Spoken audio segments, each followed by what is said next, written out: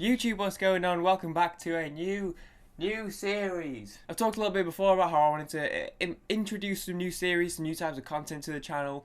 It's a reaction channel. The reactions are always going to be the bread and butter of the channel, but I wanted to mix some other stuff in as well and do a little bit more and be more than just a reaction channel and do some more content that hopefully people maybe will enjoy. This one is a little bit more of a, I guess, one for me, something that I thought would be quite fun to do for myself, and that is what I've been listening to this month. It's the sort of thing that from the name, you probably don't need me to explain what the concepts of these videos are going to be. You can probably take a little bit of a wild guess, a little bit of a stab in the dark as to what this is going to be about. Basically, I'm going to talk to you guys a little bit about what I have been listening to this month. I thought it'd be a little bit of a nice thing to do every month. Obviously, we're a little bit late. It's the 3rd right now. I don't know if this is going to go up today or not. It might be the 4th when this goes up. Fuck you, dude. By my schedule, when did I hit 2,000 subs? Over a month ago, and I've still not finished the 2,000 Q&A. I've still not got around to editing it. So Lord knows when this comes up. But this is what I've been listening to in the month of August. Yay! So I know, I'm just going to talk with mostly albums and stuff, and I'm going to deliberately try and do, obviously not everything I've listened to, but kind of pick a handful. I have 10 today that I'll sort of whiz through, and then we can talk about them and like enjoying them. It'll be some new stuff, it'll be some old stuff, and then we'll just chat about it and see what we've been doing, and maybe you guys can get some recommendations. I'm deliberately going to do a mix. I'm going to make sure to do a mix. Obviously, the thing of the channel is I'm a hip hop head, self-professed.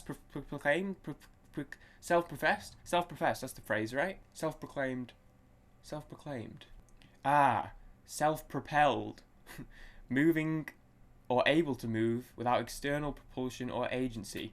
Self-proclaimed, described or proclaimed to be such by oneself without endorsement of others. What the fuck does self-professed mean?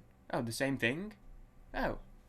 I'm a self-described hip-hop head. So obviously a lot of my hip-hop taste predominantly has been, a lot of my music taste predominantly has been hip-hop. I'm deliberately going to mix it up, and that's why I thought it'd be a good time to start these, because obviously aside from doing the channel where we focus predominantly on like metal and rock, and we're starting to ease into some other stuff. We're doing some prog rock recently, and maybe we'll do some other genres in the future, but overall I want to start expanding my tastes and listening to some new stuff that I wouldn't necessarily listen to, but I do have some other influences in there as well from the past. I used to listen to a lot of Green Day and Fall Out Boy and odd sort of stuff like that. So there's all sorts of musical melting pot stuff going on up here. I'm not allowed to swear. Am I allowed to swear? This is the thing. I can monetize these videos, so maybe we won't swear to try and I'm finally not going to get claimed by anyone. Let's not swear. So it'll be a nice mix. There'll be some hip hop in there. There'll be some other stuff in there. Whatever the frig I've been listening to, and it's also a great chance to take some suggestions,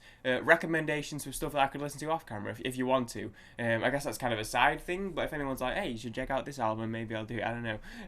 But anyway. Well, let's get started. As with any new series, this is going to be a little bit messy, a little bit not very good. Whilst I work out the kinks, and obviously a few episodes in, I guess I'll be better at it. So I don't really know how I'm going to format it for now. I'm just going to throw some albums at you and be like, hey, check this out. I listened to Channel Orange by Frank Ocean this month.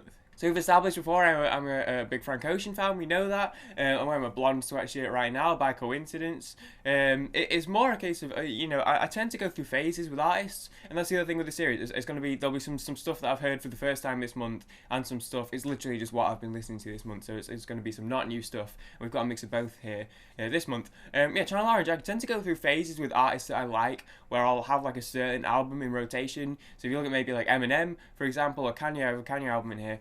Eminem, for example, my favourite artist of all time, I'll have some months where I might have listened to The Eminem Show like a bunch of times in that month, and then maybe a couple months later I'll have listened to Marshall Mathers LP a bunch of times that month. And if you ask me what my favourite Eminem album is, it tends to be dependent on what I've listened to most recently, either The Eminem Show or Marshall Mathers LP. But it can vary, different albums. Overall, my favourite Frank Ocean album for sure is probably Blonde. but I tend to jump through phases. I think Blonde for me is just a little bit more, as far as the whole project, there just isn't a bad note on that album. There isn't a bad line, a bad lyric. Not a second of that album I feel like is wasted, and especially for me personally, I've got a lot more personal connection to that album. You know, some of the lyrics on it and some of the messages of it, and especially sometimes I went through whilst listening to that album quite a lot. It just has more personal connection to me. But Channel Orange is just incredible. Yeah, I kind of prefer this. I kind of prefer Blonde. I feel like with Channel Orange, I kind of prefer the second half of the album a little bit more than the first half, if that makes any sense. But I mean, what it is, what it is. I've been rotating it a lot recently, and it just. I mean, some of the songs, Pyramids is just. What I've been listening to and what I tend to do is I go for lunch quite a lot somewhere that's like a 10-minute walk away, so 10 minutes there, maybe 5-10 minutes in there, 10 minute back. I get like a little half an hour, and I had like a week where every day when I was going there and back, I was starting from Pyramids and I was listening to Pyramids, and then I was coming back and it was coming back. I was getting back like sort of roughly during Pink Matter. And that sort of that run of songs, and Pyramids for starters is just incredible. It's perfection. It's just every lyrically the way it flows and it changes, and it's obviously quite almost probably a little bit prog rock inspired. The John Mayer guitar solo at the end of it, all the instrumental bits are just and then you've got Lost, which is just a nice funky, and then you got White, which also has John Mayer in it. Monk's Bad Religion, it's just you feel it in your friggin' soul, bro. And then Pink Matter as well with the Andre 3000 verse. Frank's one of those artists who's like, you don't really describe, like you sort of just have to experience. And the Rock React guys, rest in peace to Rock Reacts, they went, you could see that through their Frank Ocean journey. When they first listened to Frank Ocean, I can't remember which song they started with, but I know their reactions to Pyramids and their reaction to Pink Matter were both incredible. They've both reacted to the whole. I'd recommend checking out John Denton's full album reactions if you're a Frank Ocean fan to both Channel Orange and Blonde. And he's done Nostalgia Ultra recently, and he's trying to get Endless up as well, but he's having copyright issues. You can see like that they didn't really know what to expect going into it, and just from listening to even just Pyramids and Pink Matter, they were like straight away like, I'm extremely intrigued by this artist and what he had to offer. And it's one of those where it's like it's hard to even explain. You just got to experience, you know. It's funny, the first time I heard Blonde, it didn't even grab me immediately the first time, and then I came back to it a couple of years later, and just letting that experience run, you know, headphones on and just letting yourself really feel like every sound, every note, because he's an incredible singer, every lyric that he puts out, because his lyrics are like really important to what he does, and something like, just listen to something like Pyramids or Pink Matter, and it's not going to be to everyone's taste, but the experience and the atmosphere it creates is just something incredible. Alright, next we have an interesting one. This is a new artist, completely new to me. Like literally a week and a half ago, I'd never heard of this person. And it's funny, I heard of this person via a YouTuber I watch called Haley Fam. Japanese house, good at falling. I don't know what this is. What does Google Play put this as? I think it's kind of indie, I think you call it, and this is a genre that this is a genre, dude. What? So Google Play has it down as alternative / indie. It's quite electronic in its sounding, but it's a genre that I don't really know all that well, but probably will explore more. But I've heard this album, I'd say maybe 4 times so far, and still need to kind of really break down a lot of the lyrical content of it. I've not quite got around to that yet, but as far as the sound of it, it's just I don't know what it is. So she's this I guess indie singer, but she has this quite almost similar to someone like Frank Ocean or maybe Bon Iver a little bit. Maybe not recent Bon Iver, but back to the sort of kind of a cross between Forever Ago and Bon Iver, the second album. Kind of like that sort of sound. I don't know, maybe a little bit folky almost. Maybe not folky, but it's, you know, an indie singer who has this quite spacey, vast sound with all these electronic, it's hard to friggin' explain, dude. But the ambience she creates and the atmosphere she creates with the music, whilst also being like connectable, like when you have like quite a vast sound like that, it's kind of easy to distance yourself from it all, to just take it all in, all around. But her lyrics are still like, and this is something that Frank's great at as well, her lyrics are still like easy to take in and connect to. Yeah, and I think it's interesting because, like I said, this is another one that I put on for the first time when I was walking to go get lunch.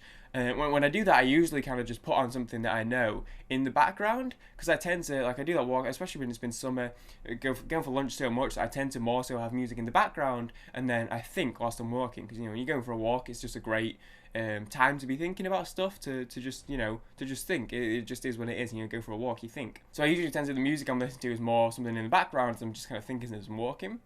This album, I put it on just to kind of give it a listen. I'd heard one song off it, and I wanted to give it a bit of a listen, so I put it on in the background. I don't have to delve into it too much if I don't like it. But I was just like, in a heartbeat, I was just so absorbed in it the whole walk. Like, the whole walk there, when I was in there, the walk, like, just the rest of the world was just like zoned out immediately, because I was just so like absorbed in like every note of this album. Yeah, it's recent as well, by the way. This one, it came out in March earlier this year, and I heard of it because there's a song, the final song, I Saw You in a Dream, and as I said, Haley fam. I tend to, with YouTubers, I tend to do the same thing, and I have YouTubers that I like that I'll come back to, or I have YouTubers, you know, Northern Lion I've been watching consistently for like 8 years, right? But I tend to, there's a lot of YouTubers that I tend to get really into for like a month or two, and for like a month I'll go back and I'll just like binge everything they've ever uploaded, and everything they're uploading at the time, and I'll just like mainline their content directly into my eyeballs for like a month. And for the past month or so, it's been Haley fam, Ryan Trahan, and then there are a couple of their two joint channel, the Trey family. I don't know, I just really enjoy both of them, their personalities and the content they make together, and I think they're adorable. And he's really cool because she's like 18, but he's like literally like a couple months older than me. But I really I like what he's doing with his, you know, he does his YouTube stuff, but he has a clothing line, he has this bottle that he does, and I just really like his sort of business mind and the way he works and what he's doing. And I've got a lot of stuff that I'm planning on, sort of working on, so to speak, that I can't, you know, it's early stages, but he's quite I like what he's doing. I've taken a lot of inspiration for what he's doing, and I like their content. And they were doing a video, and I've watched so much of their stuff over the past month that I couldn't tell you which video it was. But she was asking about what's her favourite song of all time, and she said, I Saw You in a Dream by Japanese House. And I'd never even heard of the artist, let alone the song, right? And when someone asks you what's your favourite song of all time, your one song out of all the songs that exist, that you've heard in your life, to even have like one song that you can jump to is already quite strong. And you know, you ask someone what their favourite song is, they go, oh, Let It Be by the Beatles, or, you know, Can't Help Falling in Love by Elvis Presley, and they say that, and you go, oh yeah, that's a good one. But if someone says like a song that you've like never heard of before, or by an artist that you've never heard of before, and they've said it as that is their favourite song of all time, that's quite a strong thing, you know. So it's gonna, if you've never heard of it, that's gonna intrigue you to check it out. So she said, I Saw You in a Dream. I watched the video and I was like, all right, tomorrow I'm listening to this album on the walk. And like I said, it just grabbed me. So it's Good at Falling by the Japanese House. What have we got next? Where should we go? A little bit of hip hop. How about, okay, Raekwon. I'm not quite sure. I think I'm just gonna. Does this work? Does that look good? Let's do this. Raekwon, The Wild. It's Raekwon's most recent album. Came out in 2017. I was talking to a bud from uni who's a big K-pop fan as well. About, this was a few months ago actually, about WuTang and who we think the best members of WuTang are, or who our personal favourite members of the WuTang are. And I think I'm still undecided. This is a journey. At some point in the future, I need to just like take a month to just go through everyone's independent catalogues as well as the WuTang catalogue to kind of make my mind up on it. But anyway, we had that discussion. I said I think Raekwon's underrated.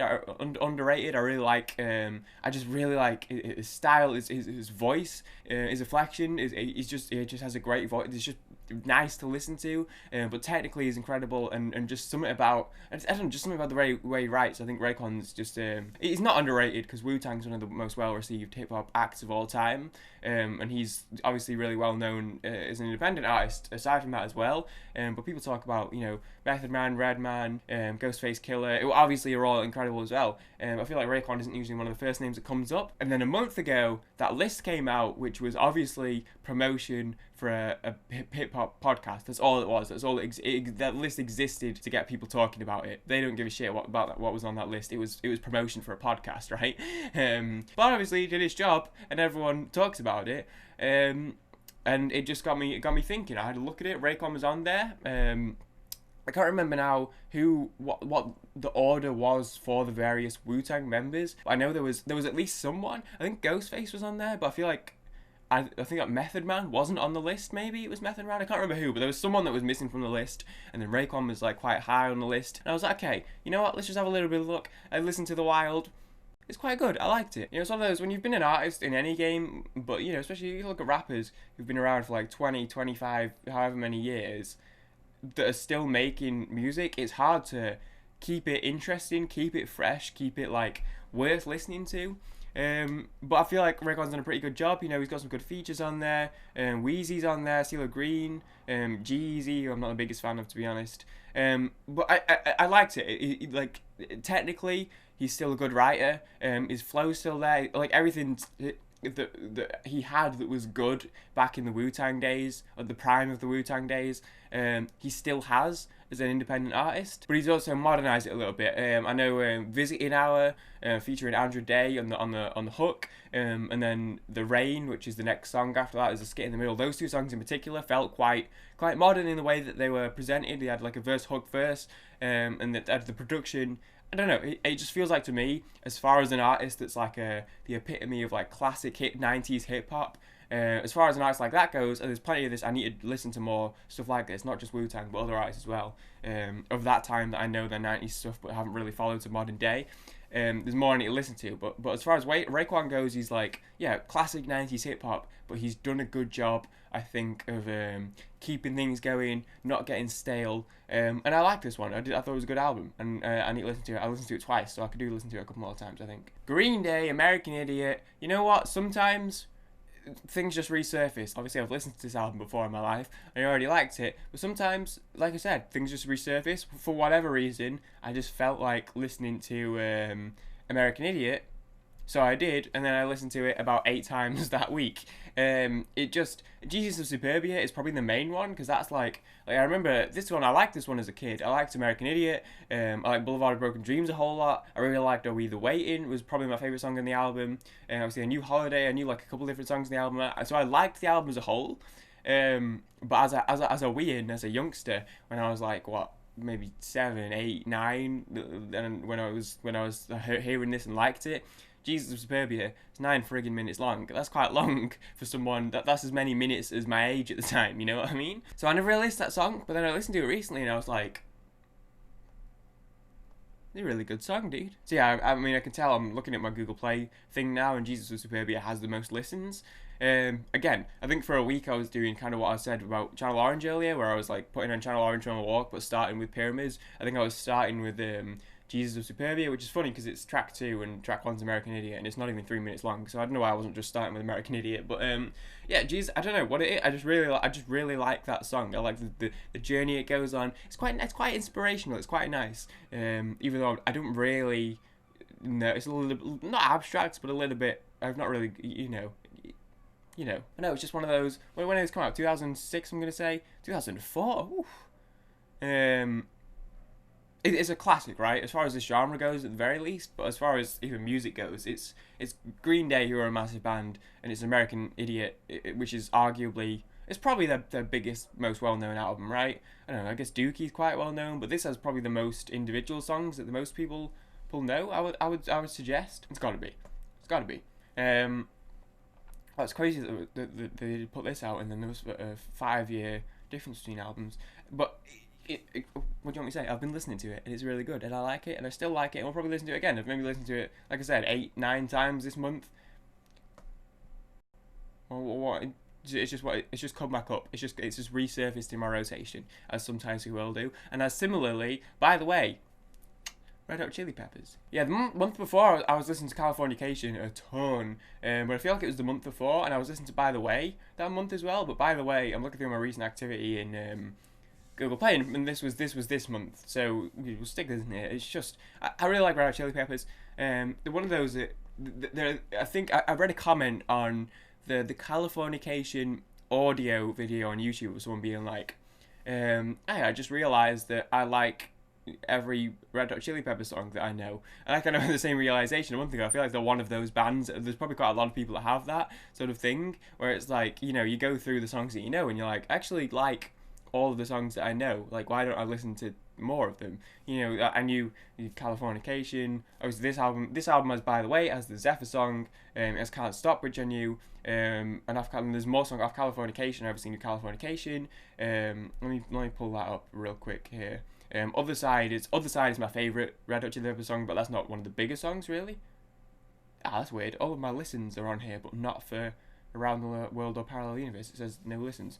You know, Scar Tissue, Californications, Cation. See, that's one of those bands where, as a band, I knew like maybe 10 plus songs and liked them all, but had just never delved into them. So a couple months ago, I got into Californication, and I've just been rotating it. And I guess this month it's been By the Way's turn. Yeah, and there's some bangers on there. Obviously, By the Way is a banger. The Zephyr song is a classic. Can't Stop is a banger. I really like I Could Die for You.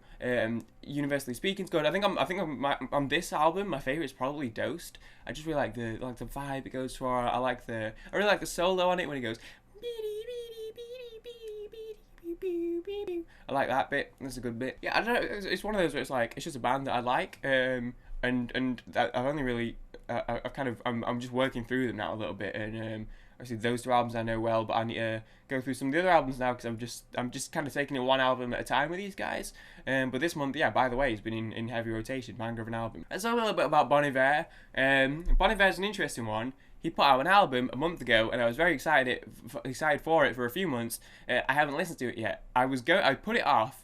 I was going to put it off because I was going to do an album reaction to it, and it's been like a month now, and I haven't yet done my album reaction to it. So it's interesting that I'm now about to talk about, hey, I've been listening to Forever Ago, and also a little bit of 22 A Million over the past month. Why have I been listening to those two albums and not the album that's just come out? I know it's funny to say, but I've just been waiting to do an album reaction to it. But the other two, I mean, Forever Ago. He's such an interesting artist because you listen to. So okay, the album that's just come out, I Captain. Obviously, I haven't listened to yet. I haven't even listened to any of the singles because I knew I was going to do an album reaction to it, so I waited. But you listen to album 1, Forever Ago, and then album 3, which is 22 A Million. They are completely different albums. You've got like a folk album, an indie folk with a little bit of an electronic-y sound album, to all electronic, experimental, like, I don't even know how you describe. I just remember the camera's flipped, I'm going to have the wrong, whatever.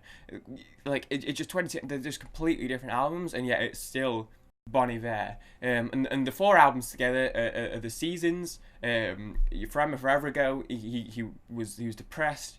He went through a really bad breakup. He locked himself in a cabin and made that album, and that represents winter. And then he had Spring, which was Bon Iver, where he was coming out and being a little bit happier and doing different things. And then 22 A Million was Summer, where he was just going crazy. Well, there's all sorts of stuff going on. And then the new album, I is what is the other one I haven't said? Autumn/Fall. But it's just like they're just so different, but they're so good. Like, you know, Forever Ago, especially close to my heart, because again, you know, someone who's been through a pretty rough breakup not too long ago.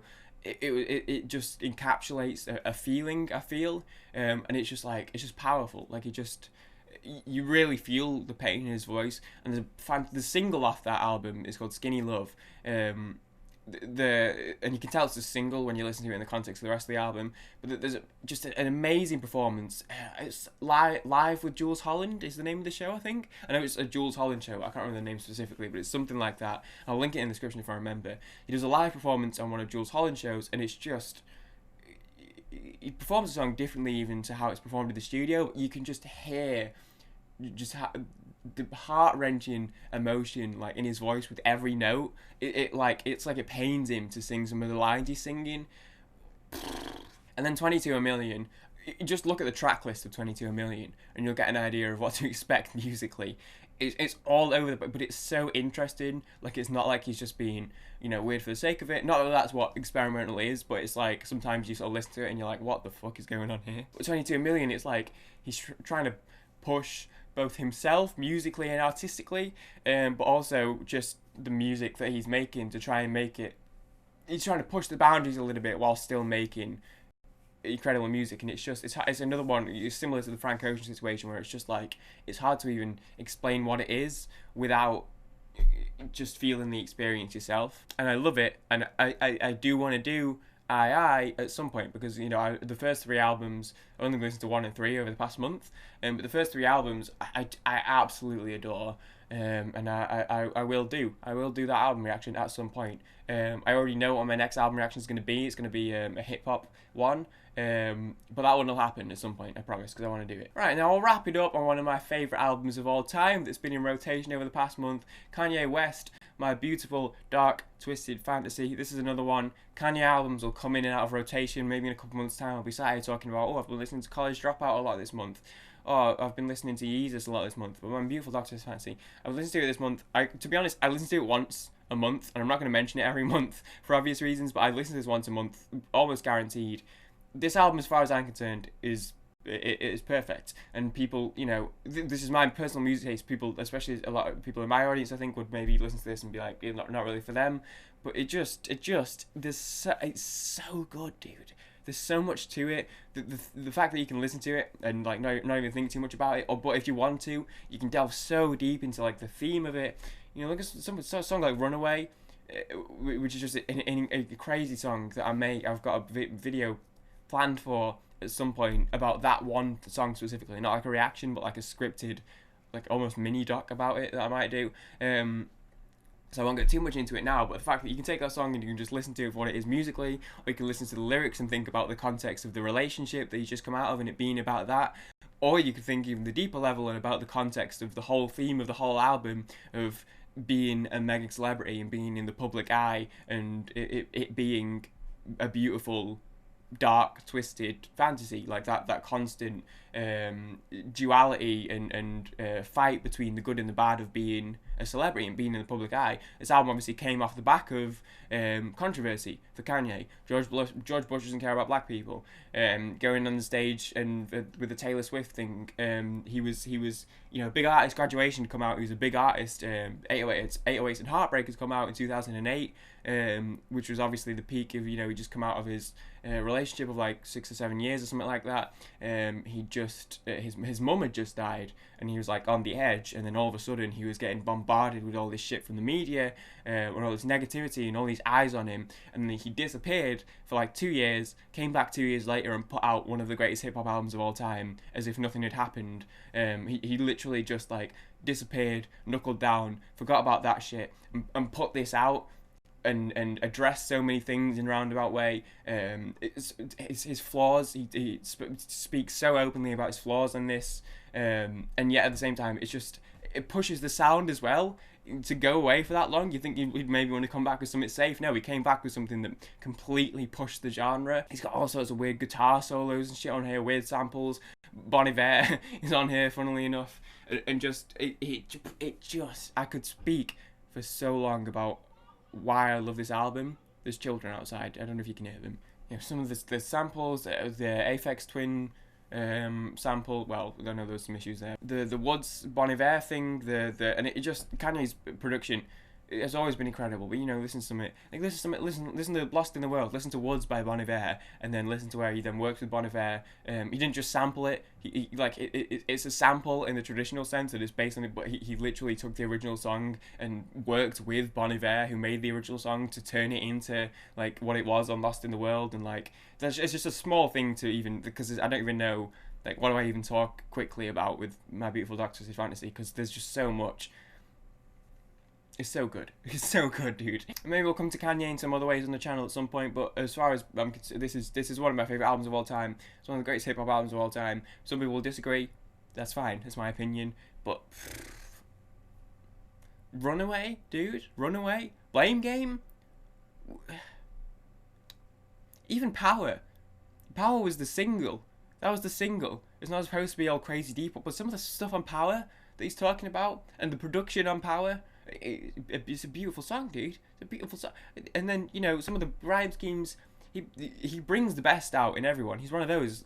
There isn't a bad verse on this. There are plenty of feature verses on this. You've got Jay-Z's on here, Pusha T's on here twice. Obviously John Legend is on here, who was singing, but you've got Bon Iver's on there a couple times. Sci-Hi the Prince, Rick Ross. All of those, every verse that's a feature is incredible. The Rick Ross verse, I'm not a particularly big Rick Ross fan. His verse on Devil in a New Dress is amazing. It's incredible. Nicki Minaj on Monster, still to this day, I liked Majesty as an album. I thought it was quite a good album. Still to this day, if people talk about Nicki Minaj as being a good rapper, Monster is the verse that comes up, is the verse you put forward to say, hey, if you don't know about Nicki Minaj, listen to this. This is a good verse. That's still to this day, it's one of the best verses she's ever done. And I think she has talent in it. Okay, she's got some songs like Anaconda that I don't really care for, because she does that sort of stuff as well. But as far as a rapper goes, we know she can rap. And she still does to this day on Majesty, that came out obviously last year. But still, 2010, Monster with Kanye West is probably the best verse she's ever done. And you know, some of the stuff, Push's verse on Runaway, or like I said, Rick Ross, The Devil in a New Dress, even the feature verses are just incredible, because Kanye's just brought out the best. There's nothing bad about this album. It doesn't miss anywhere. And with that, we're gonna do it. So yeah, I don't know. Maybe that was bad. Maybe it was good. I don't know. This will definitely, watching this one back and editing this one back will be a good learning experience for what I should do on the next one. So and obviously they'll get better every time as I get more used to this style of content. But for sure, the first one is always going to be the worst. But yeah, that's what I've been listening to over the past month. I thought that there's other stuff that I've been listening to that I could even just go on my recent activity, but it's like we've been here for 36 minutes, which is crazy. I wanted it to be maybe about half an hour, hopefully less, but it has been longer. So you know, there's some and there's so much that I have that came out this month that I haven't listened to yet. I really need to listen to the Lost Tapes 2. I need to listen to the NF album, The Search, because I said I would. There's some other stuff that I said I was going to listen to this month and haven't yet. But I'll get to it. But for now, that's been a little bit of a taste of what I've been listening to this month. Let me know what you think of the format, and constructive criticism and feedback is very helpful in this one, because I don't know what I'm doing. But yeah, that's been the first one of what I've been listening to this month, August 2019. Next up, we have September, where hopefully I'll listen to the new Bon Iver album and some other stuff. Lord knows, there'll be a mix of, obviously we know some of the stuff that's coming out this month, and there's some stuff that came out in August that I haven't listened to yet. But there's plenty of stuff that it could be anything. Fuck it, American Idiot, you know, came out of nowhere. Raekwon's The Wilds a couple of years ago. Like that's the point. It's going to be all sorts of stuff mixed in. So that said, thank you for watching. I hope everyone enjoyed, and I'll see everyone in the next video. Peace out, guys.